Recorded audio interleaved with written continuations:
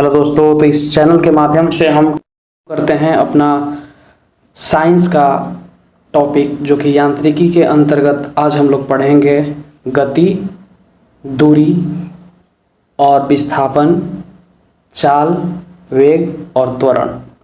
तो चलिए स्टार्ट करते हैं कि गति किसको कहते हैं। तो दोस्तों, गति, यदि कोई वस्तु किसी अन्य वस्तु के सापेक्ष समय परिवर्तन के साथ अपनी स्थिति में परिवर्तन करती है तो इसे वस्तु की गति की अवस्था कहते हैं।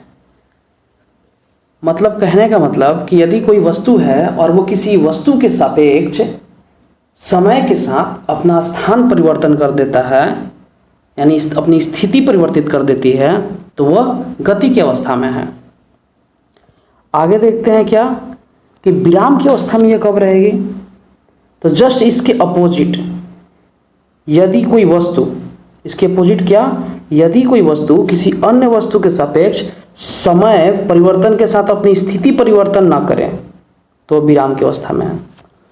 अगर समय के साथ अगर अपनी स्थिति परिवर्तन कर रही है तो गति की अवस्था में है, और फिर नहीं कर रही है तो विराम की अवस्था में है।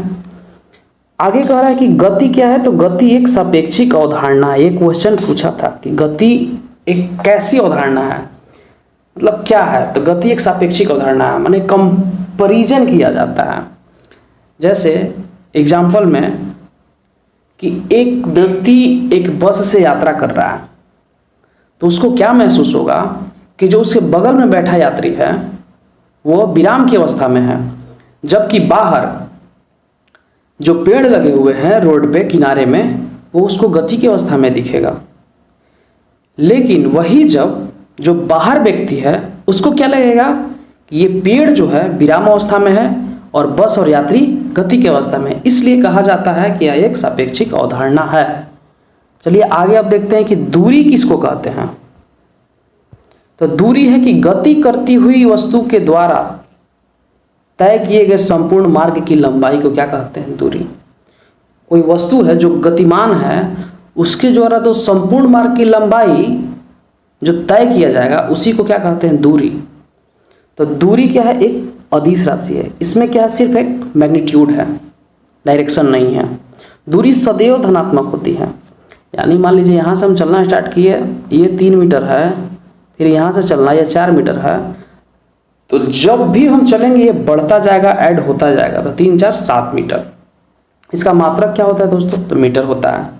इसकी बीमा क्या होती है, तो दूरी की बीमा L होती है, बस लेंथ। आगे पढ़ते हैं विस्थापन के बारे में। तो विस्थापन कहते किसको हैं। तो विस्थापन किसी वस्तु की अंतिम स्थिति तथा प्रारंभिक स्थिति के बीच की न्यूनतम दूरी को विस्थापन कहते हैं। जैसे दूरी क्या था कि गतिमान वस्तु द्वारा तय किया गया संपूर्ण लंबाई ही दूरी कहते हैं उसको। लेकिन विस्थापन में, चेंजिंग डिस्प्लेसमेंट में क्या है कि अंतिम स्थिति और प्रारंभिक स्थिति के बीच की न्यूनतम दूरी को ही विस्थापन कहते हैं। जैसे कि मान लीजिए यहाँ से यहाँ तक की दूरी है 3 मीटर और यहाँ से यहाँ तक की 4 मीटर। तो अगर हम कहेंगे दूरी कि E मान लीजिए A पॉइंट है और ये है B पॉइंट, तो A B के बीच की दूरी क्या है, तो 3 और 4 7 होगा। लेकिन विस्थापन कहेंगे तो ये इसकी प्रारंभिक स्थिति ये और अंतिम स्थिति के बीच की न्यूनतम दूरी ये 5 हो जाएगा, अगर ये 90 डिग्री है तो पाइथागोरस से। तो विस्थापन यानी शॉर्टकटिया दूरी है, एकदम शॉर्टकट वाला।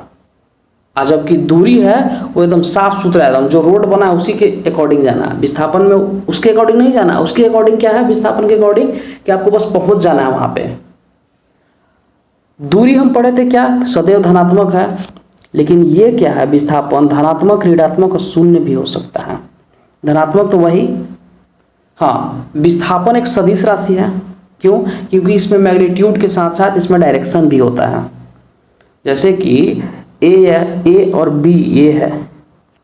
अब कहेंगे कि ये कितना विस्थापित हुआ ऐसे B में, तो 5 मीटर कितना, दक्षिण पूर्व। इधर मान लीजिए पूर्व है, नीचे है दक्षिण, तो दक्षिण पूर्व 5 मीटर विस्थापित हुआ। लेकिन दूरी में सिर्फ कह दें क्या कि 3 और 4 7 मीटर। जीरो कब हो जाएगा विस्थापन?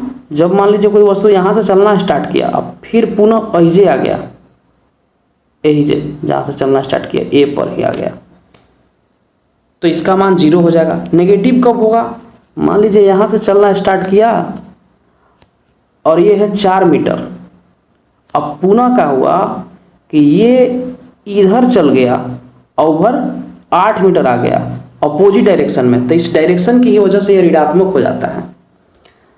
तो दूरी हमेशा धनात्मक, विस्थापन धनात्मक, ऋणात्मक और जीरो तीनों हो सकता है। चलिए आगे देखते हैं, चाल किसको कहते हैं? बस चाल क्या है कि किसी वस्तु द्वारा इकाई समय में तय की गई दूरी को, जो मान है माने तय की गई दूरी को ही चाल कहते हैं। जो मान लीजिए यहाँ से हमको यहाँ जाना है, ये है ए पॉइंट, ये है बी पॉइंट, ये है 100 मीटर, और हमको ये कितना दूर मतलब देर में हम चले, मान लीजिए इसको हम 1 सेकेंड में चले 100 मीटर, तो इसका चाल क्या हो जाएगा?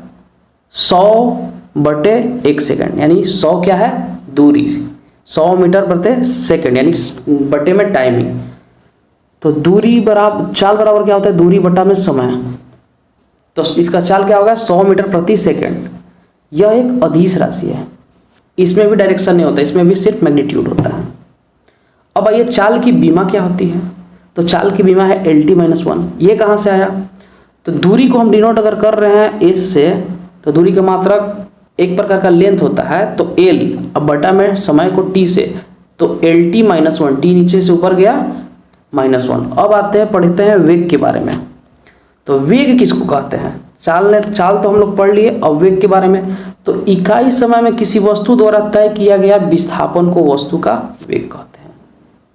चाल था कि इकाई समय में तय किया गया दूरी को वस्तु का चाल कहते हैं, इसमें इकाई समय में तय किया गया विस्थापन को ही वस्तु का वेग कहते हैं। वेग क्या है? सदिश राशि है, इसमें डायरेक्शन का भी भूमिका होता है। जैसे विस्थापन है सदिश, वैसे वेग भी है सदिश। तो वेग बराबर विस्थापन बटा समय अंतराल। वेग का मात्रक वही मीटर प्रति सेकंड, बीमा भी वही चाल वाला LT-1। आगे हम देखते हैं क्या एक अंतर, आगे हम बताते हैं आपको कि विस्थापन और दूरी में और चाल और वेग में क्या अंतर है। तो आइए देखते हैं। मान लीजिए ऊपर है डायरेक्शन उत्तर, नीचे है दक्षिण, पूर्व, पश्चिम। एक व्यक्ति है, चित्र के अनुसार पथ है, ए से बी, बी से सी, सी से डी, डी से ई, प्रारंभ करके 5 सेकंड में पहुंचता है ए से कहाँ तक? ई तक। अब कहेंगे हम कि इसकी दूरी क्या है, इसके द्वारा तय की गई दूरी। तो 4 मीटर यहाँ है, 2 मीटर यहाँ है, 4 2 6, 2 यहाँ 8, 8 2 10 मीटर, तो सीधा सीधी दूरी निकल के 10 मीटर। लेकिन विस्थापन अगर हम कहेंगे तो विस्थापन क्या हो जाएगा? हमको ए से ई तक पहुंचना, हमको नहीं मतलब सी डी, हमको बस ई तक पहुंचना है। तो शॉर्टकट क्या है? तो ए से बी तक जाएंगे और बी से डायरेक्ट ई तक। तो सी डी 2 है, तो बी ई भी कितना हो जाएगा? 2। तो विस्थापन कितना हुआ? 4 + 2 6 मीटर। लेकिन विस्थापन में डायरेक्शन भी होता है, तो 6 मीटर पूरब। चाल क्या हो जाएगा? चाल होगा कुल दूरी बटा में समय। तो दूरी हमने ऊपर में ये 10 निकाला, और समय कितना लगा था हमको? 5 सेकेंड। तो 10/5 माने दूरी बटा समय, यानी 2 मीटर प्रति सेकेंड।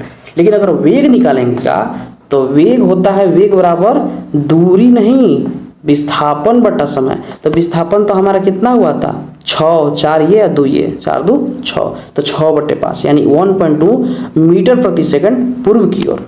यहाँ पे डायरेक्शन भी डिनोट करेंगे, क्योंकि वेग एक क्या है? एक सदिश राशि है। आइए आगे देखते हैं कि त्वरण किसको कहते हैं।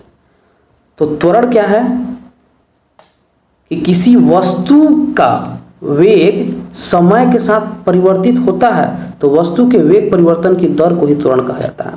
यानी कि हम यहाँ से स्टार्ट करके यहाँ तक, मान लीजिए यहाँ से स्टार्ट किए और यहाँ तक अपना दूरी तय किए।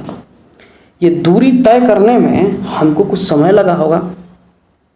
मान लीजिए हमको समय लगा कितना? 10 सेकेंड। लेकिन यहाँ हम स्टार्ट किए 10 की स्पीड से, 10 मीटर प्रति सेकेंड की स्पीड से, और एंड कितना पे किए 20 मीटर प्रति सेकंड के। तो वेग में परिवर्तन कितना हुआ, तो 20 माइनस 10, 20 माइनस 10 ये वेग में परिवर्तन हुआ। और समय अंतराल कितना लगा 10, यानी 10/10 यानी 1, तो 1 मीटर प्रति सेकेंड स्क्वायर। तो वेग परिवर्तन की जो दर होती है उसी को क्या कहते हैं, त्वरण कहते हैं। तो त्वरण एक कैसा राशि है, तो त्वरण एक कैसा राशि है, एक सदिश राशि है। त्वरण का फॉर्मूला क्या होता है, वेग परिवर्तन ए बराबर एक्सेलरेशन बराबर v माइनस यू बटे टी, यानी v अंतिम वेग, u प्रारंभिक वेग और t समय अंतराल। तो आइए देखते हैं, सदिश राशि है वेग त्वरण। तो त्वरण के बारे में आगे हम क्या क्या पढ़ते हैं कि त्वरण का एसआई यूनिट क्या है, तो मीटर प्रति सेकेंड स्क्वायर, क्योंकि मीटर प्रति सेकंड तो उसका मात्रक हो जाता है किसका, वेग का। अब बटे में एक समय रहता है तो नीचे से सेकंड चढ़ के ऊपर, तो मीटर प्रति सेकंड स्क्वायर हो गया। त्वरण की बीमा क्या है, LT-2। अब कैसे LT-2 हो जाएगा, तो v माइनस यू बटे टी है, इसका होता है LT-1 वेग का, तो इसका क्या हो जाएगा, इसका जब वेग का है LT-2 तो त्वरण का हो जाएगा LT-2, सॉरी तो वेग का LT-1 है तो त्वरण का LT-2 हो जाएगा, क्योंकि त्वरण में बटे में समय होता है, t होता है, तो LT-1 ऊपर और नीचे वाला t ऊपर गया तो LT-2। अब वेग की दिशा में त्वरण होने पर इसे धनात्मक, जबकि वेग की विपरीत दिशा में त्वरण होने पर इसे ऋणात्मक रूप में दर्शाया जाता है, यानी कि त्वरण नेगेटिव भी हो सकता है और त्वरण पॉजिटिव भी। तो ऋणात्मक त्वरण को क्या कहते हैं, मंदक। तो दोस्तों इस चैनल के माध्यम से मैं कंटिन्यू अपना टॉपिक क्रम करके लेते आऊँगा और पूरा का पूरा सिलेबस कवर करवाऊँगा। Thank you so much.